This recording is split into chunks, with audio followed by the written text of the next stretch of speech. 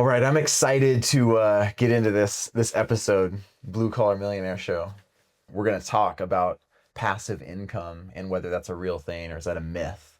You ready to dive in? Yeah, let's go. Let's do it. Welcome to the Blue Collar Millionaire Show. I am your host, Chad Hufford, and this is the podcast where we celebrate the unsung heroes of the working world. Each week, we dive into the incredible stories of honest, hardworking folks who have found financial success through grit, determination, and good old-fashioned elbow grease.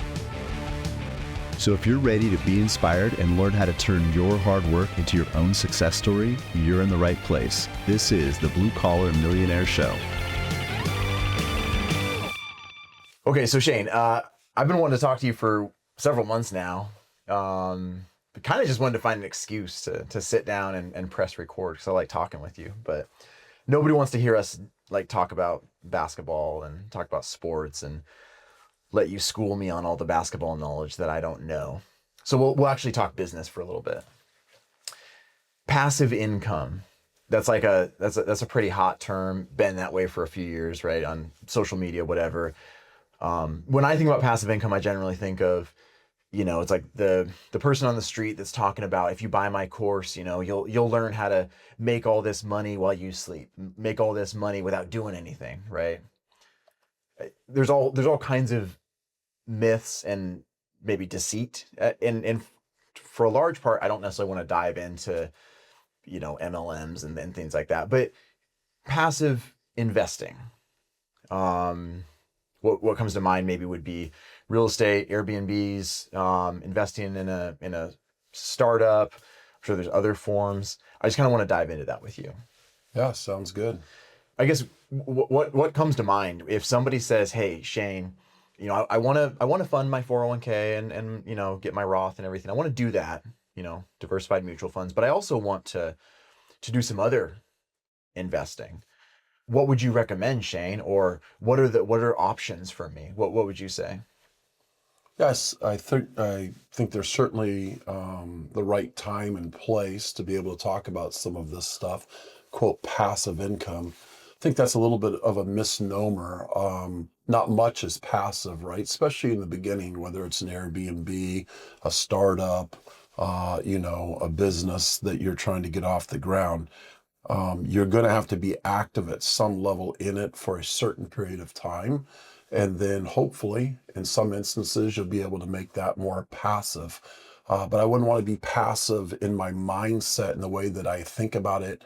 I'd want to be somewhat active on a daily basis in any business I get involved with, because I think there's wisdom in understanding what's going on and where you are in that time period with whatever business it is that you decide to jump in. So I get it when people say passive, whether that's real estate or in business, but especially early, you're going to have to be engaged. And I would encourage you to always stay engaged at some level for it to be maximized.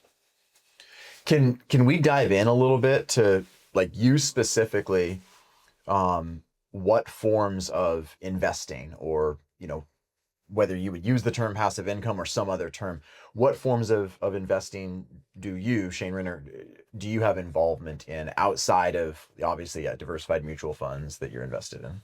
Yeah, I've used real estate as a tool, whether that has been to remodel a home and turn it and sell it, to use it as a rental. In the assisted living space that I'm currently in, we have a building that we lease back to the business side of things. So real estate's been one vehicle. And then specifically, assisted living is a space that I'm currently involved with. And it's been a lot of work on the ramp up and then early. And now I would say it is more passive in that I don't have to be present daily.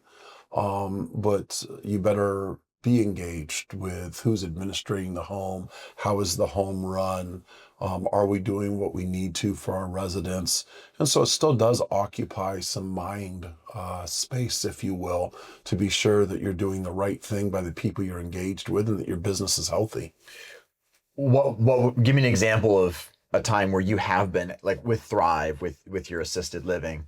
Have you gotten like boots on the ground involved with helping out there in the last couple of years? Yeah, we're a little over 7 years old, so my involvement has changed over the years. Early, it was real involvement, in the home, doing light caregiving with my family as well as meals and things like that. And then the maintenance and the upkeep and just trying to grow the business, through the marketing space. And then over the years, because we have a tremendous administrator and it's run well, then my involvement can be less and less. So these days it's more around encouraging our administrator, making sure that she understands what we're trying to accomplish, going in and being good to our staff, knowing our residents' families, and continuing to kind of have a vision forward towards what's going on at Thrive. So it is more passive now, Yeah. but certainly still engaged. Was there a time where, I just interviewed Sarah Klebs of CGC Mechanical or Services, and she was giving some examples of like, yeah, even though they own the business and they've got all these employees, like there have been times where they've had to get in there and get it in and be boots on the ground and start working on something because somebody called in or something happened. Have you had something like that Oh, with your assisted certainly. living? I mean, a lot of examples of that. Probably one of the more unique examples was a Christmas morning several years ago where staff decided that they wanted to call in. So we were short, right? Christmas Eve, we understand that. It's not ideal, but Christmas morning, we're serving pancakes. Wife's cooking. You and your family are serving Yeah, pancakes? we're all in there.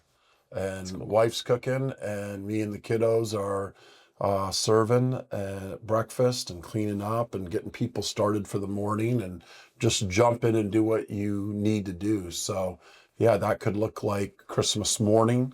It could look like at midnight if you have a leak or a toilet's clogged. I think you have to be willing to jump in and do what's necessary, not only just because it needs done, but when you have that attitude, it also really encourages your staff and your administrators, and it shows them that, yes, I am involved. I know what's going on. Nothing's too small for me to be willing to do. Yeah. And it's team building. It's great. That's We cool. love it. What about let's go over to real estate. And so if I understand you correctly, because real estate obviously can mean a lot of different things, right? It's a broad term. If I understand correctly, you've got multiple types of real estate that you have owned. So you've whether it's flipping or Airbnb or having a rental property, you've had different types of real estate, right? Can you talk a little bit about that? Yeah, commercial real estate. Then there's, single family homes that I've had that have been rentals. And then I'm in a little bit into the Airbnb space now and still have some other rental properties as well. So each one of them are definitely a different space. So you have to be careful to really understand it and try to gain knowledge. If it's commercial, if it's residential, if it's the Airbnb short term, do your due diligence, try to become as much of an expert as you can. There's a risk in anything, right? Yeah. In investing.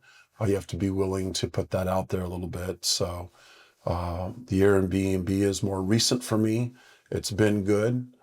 For me, I chose to hire a property manager, which has been beneficial. But I'm still active in it in terms of understanding what's going on a monthly basis, looking, at receivables and what's coming in and taking care of my property. Have you had like a horror story when it comes to any sort of a real estate investment with bad tenants or anything like that?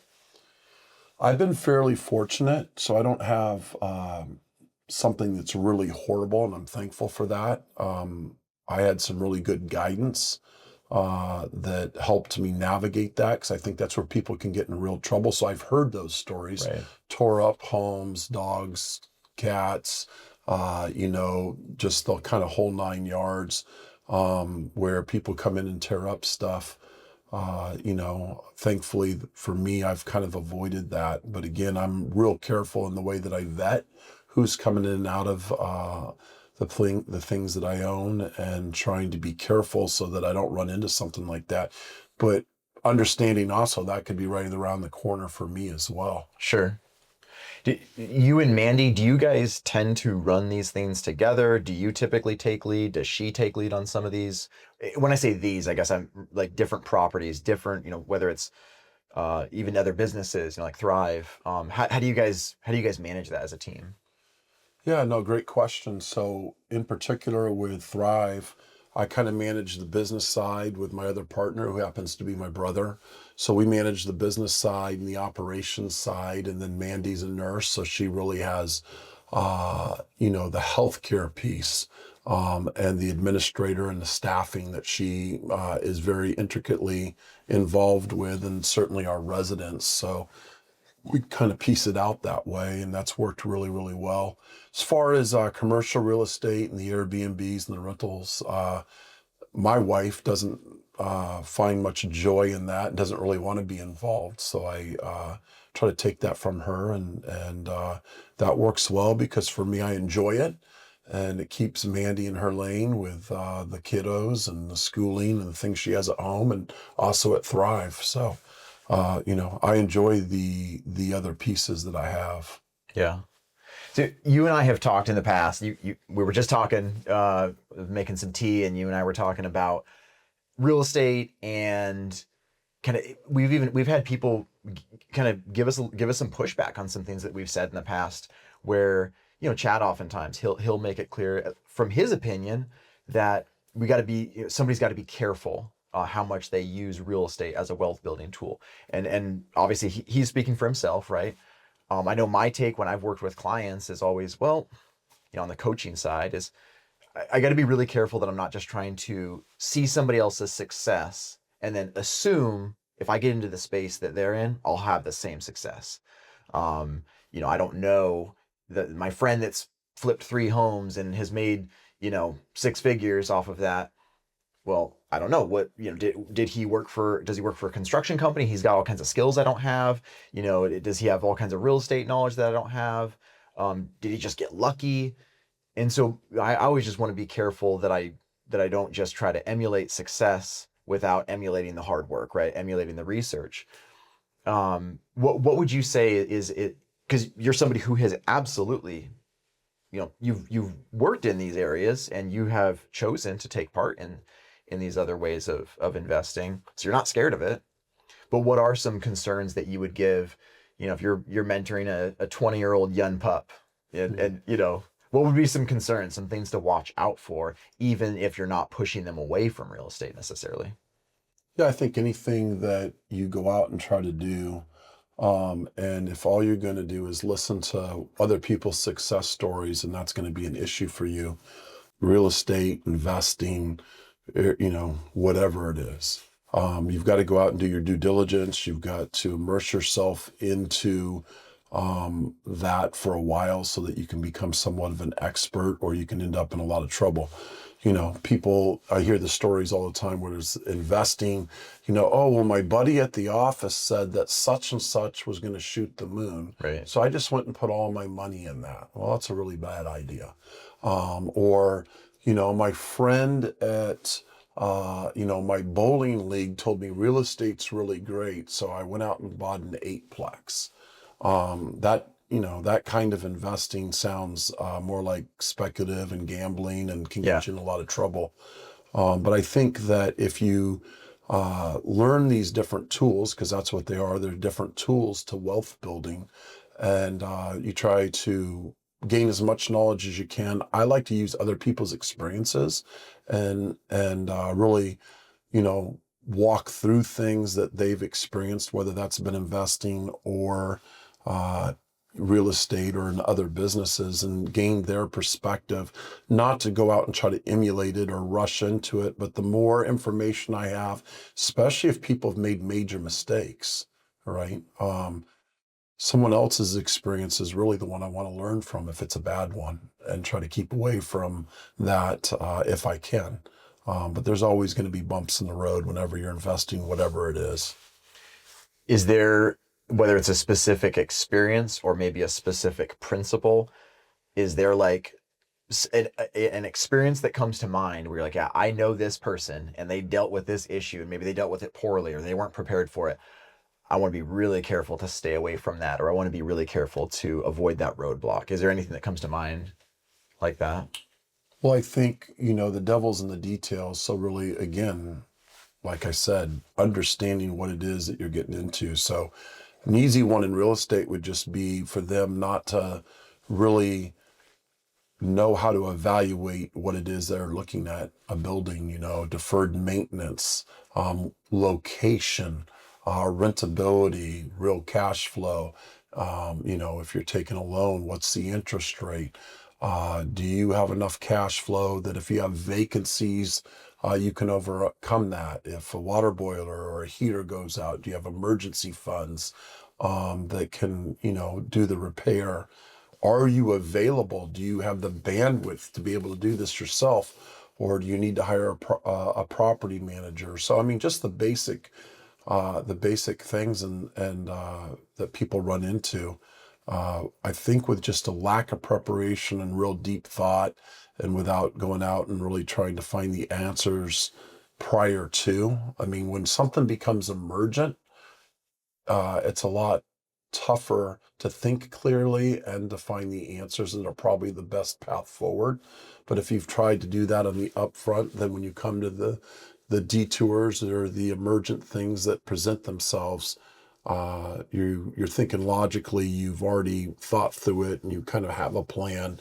And I think the outcome's going to be much greater or much better. You correct me if I'm wrong, but you own at least one other business.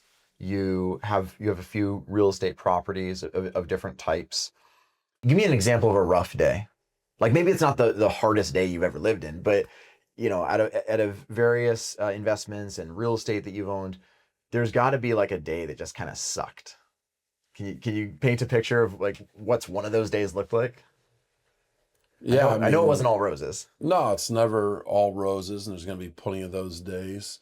So I can think of several. I think one that resonates with me that's kind of funny and happened real early is my brothers and I were involved with a remodel. I think I was probably 18, and Brandon was a few years younger than me, and we were in doing a remodel, and we'd assessed the house and tried to do your due diligence like we spoke about earlier. But you failed to look at certain things. And for us, it was the kind of back porch that was elevated by about 12 or 14 feet. And the way we found out that wasn't where it should be is we took out a dishwasher and we were coming out the sliders onto this elevated balcony, if you will, down the back steps into the backyard. And when we got out with the weight of the dishwasher, that whole thing broke off and fell about 10 or 12 feet, however high it was. And The balcony? the whole balcony just was rotten, and we hadn't seen that, and it fell off. And there you are. Thankfully that you didn't get hurt, and dishwasher is on the ground, and so's the whole porch. And Were you guys on the ground, or had you just set it outside and you were inside? No, we were with it. We had walked out with it and just fell all the way to the ground. So, no one gets hurt. It's a little bit comical, but then you got to go back with your pencil and sharpen it and say, well, we didn't know that we were going to have to replace that. What was the expense on that? Yeah. I think that's what you're going to run into a lot. So, I mean, you could get hurt on a job.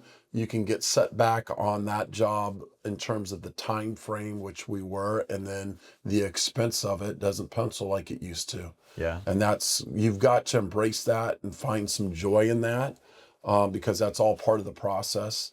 And I think it makes you better in the end, right? Because you're going to look at the back porch, the next house you're assessing. Yeah. So I've gotten to know Brandon a little bit, over these last couple of years working here at Veritas. I didn't know some of the involvement that you guys have had outside of Veritas professionally. In a way, I would venture to say you are breaking all kinds of rules, right? I mean, you work with and own a business with your wife. You work with and own a business with your brother. For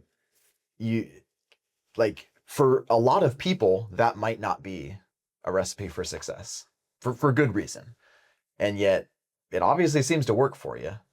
Has it kind of always been you and Mandy have a really good dynamic, and it's always worked pretty well.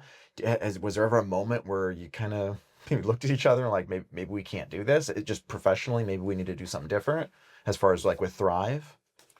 Yeah, no, you're gonna have growing pains. So I think the thing that Mandy and I did before we opened Thrive, and Brandon's involved with that as well, is we talked things through, and we were committed to each other first and foremost, but talked things through, went through different scenarios of the what ifs. You can't go through them all, but you try to be preemptive, right?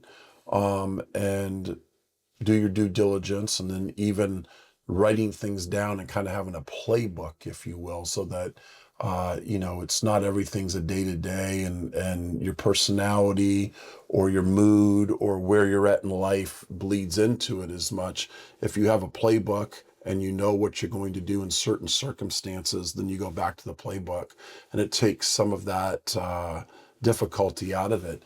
But you also have to learn to separate things. When we started Thrive, Mandy had never been involved with the business, and the business side of things, and that's not necessarily her first love. Medicine is her first love, and our clients are her first love. So that's great, and very much needed. And everybody that comes through Thrive is the benefactor of Mandy's healthcare knowledge and just her bedside manner and her love for the elderly. And so letting her stay in her lane and not trying to have her involved with every aspect of the business, and sometimes not even sharing every aspect and creating stress for her. Because the more I did that, even in thinking that it would be helpful for her, it feels like pressure, right? So just learning to give that give and take. And then with my brother, just having the same philosophy, wanting his success more than my own, for his family to do well more than myself, and that's difficult even with a brother, but it's a great principle. It's a biblical principle. So if you try to live that way, I think that's the right way to attack things. And you're still going to have bumps in the road and disagreements, but there's nothing that's been huge for us, or where it separates us, or where we're not going to talk, or where families aren't going to still get together. But we had a lot of warnings around partnerships. So I did diligence, and we had a father who was involved with partnerships early in his business career, and learned from those, and they maybe didn't go the way he wanted to. And then later in his business career, one of his greatest gifts in life was to be partnered with one of his best friends. And that went really, really well. It enhanced their friendship, and it enhanced their families, and they were able to build wealth together, and doing it with and for each other. So I had some good examples too. Yeah. I'm glad you brought that up, because I was going to ask you about your dad. You've shared a little bit, but I don't, there's a whole lot I don't know about his story. Was he building homes? Yeah. Okay. So he was a land developer in the 80s. Okay. Here in Anchorage? In Anchorage, yeah. Okay. Mainly South Anchorage. And was it somewhat kind of him, riding solo from a business perspective, and then somewhat partnering with others, or was it pretty much always partnering with others?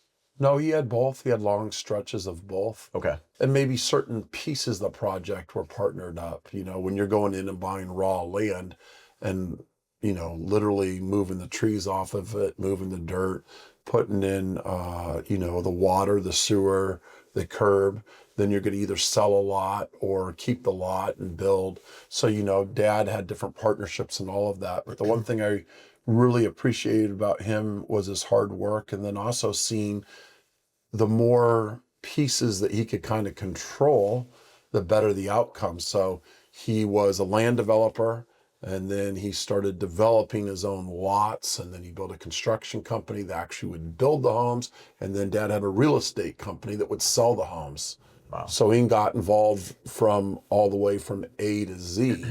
And so that was something that I was a part of as a young kid, just kind of watching the struggles of how hard that was, but how wise it was, and how well it worked for him. That's really cool. Yeah, it was fun. I really enjoyed it. And, my brothers and sister, we were all kind of part of that. In the summer, those are long days, and we miss Dad, but when we did get to see him, we were usually on the job site working. So I didn't miss him too much some days because I didn't want to be on the job site, and that's where I was seeing him. So. Right. Before we close, I do want to ask you for some advice. And again, I mean, if I'm, I mentioned earlier, let's say there's a 20-year-old, you're sitting down at Pilates talking with this, 20-year-old from church who's, wanting to have some life advice from Mr. Renner. What would be, just a really, really solid piece of advice that maybe that you were given, or maybe that you just learned the hard way, that you would want to pass along regarding any of the topics that we've talked about today? I would just say, take your time and really try to be a student, if you will, and gain as much knowledge about whatever it is that you think you want to be involved with. And the way that I've done that and seemed to work is I'm very inquisitive. I ask a lot of questions. So I try to get with people that have done what I've done, and anyone who's had, or what I hope to do. Right. And anyone that's had any success has always walked through some failures and some hard times. And so listening to those, I'm real interested in those. I think some people always want to hear about the success story, and they're really focused on that because they just believe, well, I can do this. And yeah, you can, but you better understand what it is. And when you can learn from someone else's mistakes, you're gonna be way better for it. I think that's a big thing that I try to continue to do even now, is ask a lot of questions, be inquisitive, try to understand what's going on, know that there's a lot of smart people and that people think differently about different subject matters, and that there's something to glean from everybody. I don't think anyone's figured it out in the investing world where it's ironclad truth. I think I'm an investigator. It's the way I approach things. Yeah. Anything else that you wanted to share? I think for that young person, the other thing I would really say is to be sure, it goes without saying, but like the character and the integrity and the relationship building, that's really, really important. I think when you're first getting started, you've put a lot into it, both time and money. You're wanting to see something out to the other side, and you can get short-sighted, and you can take shortcuts that could really be devastating, especially if it's around character and integrity. But even more so, I think you should go the extra mile. Be really relational no matter what it is, and be quick to try to go above and beyond what you said you can deliver for someone. Be careful what you say you're going to be able to deliver, but be able to go above and beyond it, be able to do it with joy. You really want that other person, when you're dealing with business, to feel like you care at a deep level, and that it's not all about you. And so that relationship piece is really, really important to me. And I think it's one that will pay dividends in business monetarily, but more so, it's going to create the joy and the character building in you that we're supposed to be after in life. Yeah. Thank you. I really appreciate you taking the time, and just let me pick your brain a little bit. Yeah, it was fun. Thanks. Thanks for listening to the Blue Collar Millionaire Show. We hope this episode has been inspiring and beneficial to you. If you want help on your journey to financial freedom, reach out to us at veritasalaska.com. We'd love to sit down over a cup of coffee with you, either here in our office or virtually, and get to know you and your needs. And though this podcast is free of charge, we do ask that you please do us two quick favors. If you enjoyed the episode, give our pod a great rating on iTunes or whatever podcast platform you use, and also give us a follow on Instagram. We hope you have a wonderful day filled with gratitude and intentionality. God bless.